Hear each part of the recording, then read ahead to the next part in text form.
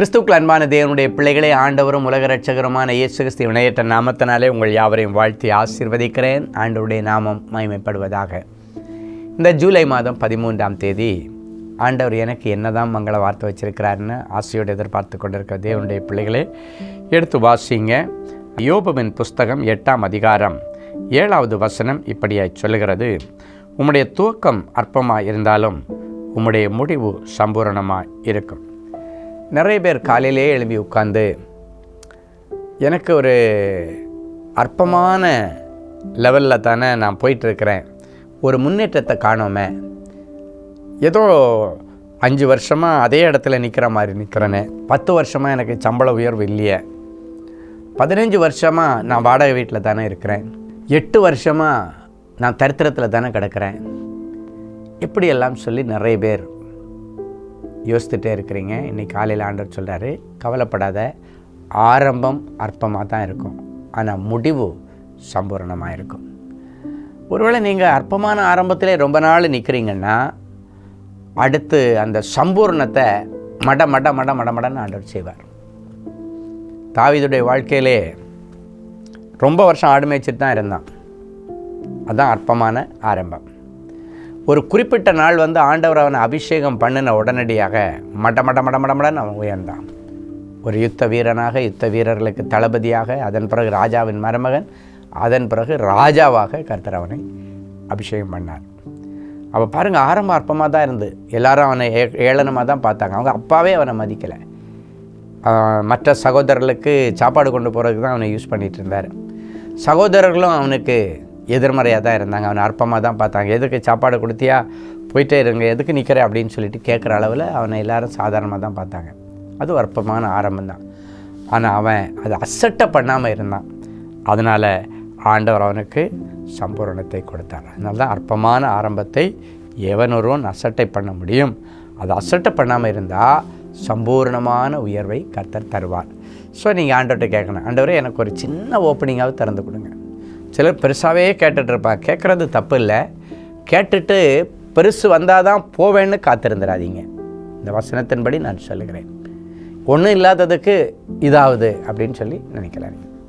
ஒரு முறை ஒரு வாலிப தம்பி வேலையே கிடைக்க மாட்டேங்குது ஐயா, எங்கே போனாலும் எனக்கு என்ன துரத்தி அடிக்கிறாங்க அப்படின்னு சொல்லிட்டு என்கிட்ட ஜெபிக்க வந்தார். அப்போ நான் சொன்னேன், தம்பி, ஆண்டவர் ஏதோ ஒரு சின்ன சான்ஸ் கொடுத்தா கூட போயிருப்பா. இல்லை அங்கிள், என்னுடைய படிப்புக்கு அப்படியெல்லாம் போனால் நாளைக்கு எவனை என்ன மதிக்க மாட்டான் அப்படின்னார். நான் சொன்னேன், எவன் மதிக்கிறானா இல்லையா, ஆண்டவர் மதிப்பார். வசனாதான் சொல்லி அற்பமான ஆரம்பத்தை அசட்டை பண்ணாமல் ஏதோ ஒன்று கொடுங்க ஆண்டவரே. சிலர் சொல்லுவாங்க தெரியுமா, ஒன்றும் இல்லாததுக்கு ஏதோ ஒன்று கிடச்சிப்பா நான் போனேன். இதெல்லாம் நல்ல விஷயங்கள், அதுதான் அற்பமான ஆரம்பம். இன்னைக்கு நிறைய பேர் எனக்கு வேலை கிடைக்கல, பெருசாக கிடைக்கல அப்படின்னு எல்லாம் யோசித்துட்டு இருக்காதீங்க.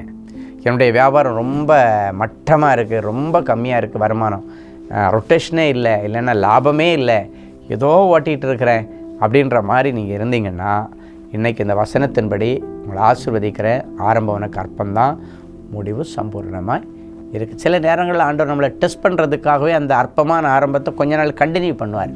ஆனால் டக்குன்னு ஒரு நாள் தூக்கி விட ஆரம்பித்தார்னா மடமடன்னு தூக்கி விட்டுருவார். என்னுடைய வாழ்க்கையில் ஒரு அற்பமான ஆரம்பத்தில் தான் ஒரு ஹோட்டலில் பிளேட் கழுவி டேபிள் தொடச்சி எச்சியில் எடுத்து போட்டுட்டு இருந்தேன். என்ன, அதுக்கப்புறம் ஒரு டாக்ஸி டிரைவர் ஆண்டவர் உருவாக்கினார். அதன் பிறகு ஒரு ட்ராவல்ஸில் மேனேஜராக இருந்தேன். அதன் பிறகு ஒரு ட்ராவல்ஸ் சொந்தமாக ஸ்டீஃபன் கேப்ஸ் கொடுத்தார். அதன் பிறகு ஸ்டீஃபன் கார்ஸ்னு ஒரு பெரிய கம்பெனியை கொடுத்தாரு. இப்போ பார்த்தா உலகமெங்கும் சர்வ சிருஷ்டிக்கும் சுவிசேஷத்தை கொண்டு செல்கிற ஒரு சுவிசேஷகனாக கர்த்தர் என்னை அபிஷேகம் பண்ணி வச்சுருக்கார். பாருங்கள், என்னுடைய ஆரம்பம் அற்பம்தான், ஆனால் இன்றைக்கி என்னுடைய முடிவு சம்பூர்ணத்தை நோக்கி ஓடிக்கொண்டிருக்கிறதை பார்த்து கர்த்தருக்கு நன்றி செலுத்துக்கிறேன். அதனால் அற்பமான ஆரம்பம், நான் கூட அன்னைக்கு எதுக்கு ஹோட்டலில் பிளேட்டு கழுவணும், எதுக்கு எச்சியில் எடுக்கணும் அப்படின்னு நான் யோசித்திருந்தேன்னாச்சுன்னா பட்டினி கிடந்தே செத்துருப்பேன். அதுதான் அன்றைக்கி உள்ள நிலைமை. அதனால் ஏதோ ஆண்டவர் கொடுக்குற சின்ன வாய்ப்பை எடுத்துகிட்டு அதை உண்மையாக செய்யுங்க. அப்போ கொஞ்சத்திலே உண்மையாக இருந்தால் அநேகத்திற்கு அதிபதியாக மாற்றுவார். இந்த காரியத்தை நீ ப்ராக்டிஸ் பண்ணுவீங்க தானே, உங்களை சீக்கிரத்தில் நான் சம்பூர்ணத்தில் நீங்கள் நிற்கிறத பார்க்க கர்த்தர் உதவி செய்வார். ஜெபிக்கலாமா? அன்பான ஆண்டவரே, உமக்கு நன்றி. இந்த நாளில் ஒரு நல்ல ஆலோசனை. அற்பமான ஆரம்பத்தை அசட்டை பண்ண வேண்டாம். துவக்கம் அற்பமாக இருந்தாலும் முடிவு சம்பூர்ணமாக இருக்குன்னு சொன்னீங்களே. எந்தெந்த பிள்ளைகள் இன்னும் அற்பமான ஆரம்பம் கூட இல்லைன்னு இருக்கிறாங்களோ அவர்களுக்கு இன்றைக்கு ஒரு அற்பமான ஆரம்பத்தை ஆண்டவர் கொடுங்க. ரொம்ப நாளாக நான் அற்பமான ஆரம்பத்திலே ஓடிட்டுருக்கிறேன்னு சொல்கிறவங்களுக்கு சம்பூரணத்தை நோக்கி ஓட கர்த்தர் என் பிள்ளைகளை அனுக்கிரகம் பண்ணும். மடமடன்னு என் பிள்ளைகள் வளரட்டும், கடன்கள் எல்லாம் அடைக்கப்படட்டும், என் பிள்ளைகள் இனி கடன் கொடுக்கிற ஜாதியாக மாற்றும்படி இவர்களை ஆசீர்வதித்து ஜெபிக்கிறேன். யாரெல்லாம் என் பிள்ளைகளை அற்பமாக நினைச்சாங்களோ அதே ஜனங்கள் மத்தியிலே என் பிள்ளைகளுடைய பெயரை நீர் பெருமைப்படுத்துவீராக. என் பிள்ளைகளை ரொம்ப சர்வசாதாரணமாக நடத்தினவர்கள், பார்த்தவர்கள், பேசினவர்கள் இனி ஆச்சரியமான ஸ்தானத்தில் என் பிள்ளைகளை பார்க்கும்படி ஆசீர்வதிக்கிறேன். இயேசுவின் மூலம் பிதாவே.